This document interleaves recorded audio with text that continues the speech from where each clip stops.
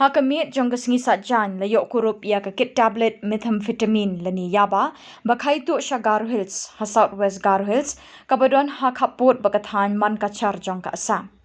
Yekini ki khatwi hajar tali ki tablet ki bakia shi pon riu kilo lawan ra ha ki artali ki thuk de ki laingut ki Samla Assam naman kachar ha kaba ka anti narcotic task force kalakhang lat yeki.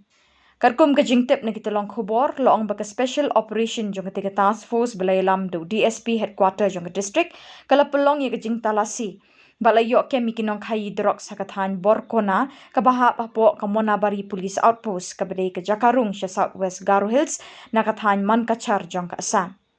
Kipulit kilayok ban Kurup yaw tayo drok harangkat kawatlam mat kilayok ruban kem ya barok laingut kinong di ya kiblatip kerteng kum Mustafa Sheikh arpusaus nem kerta bat unur abdin arpusaus nem kata baro arngut kide kibawan naman kacar bat umita ali nadhanwa asa.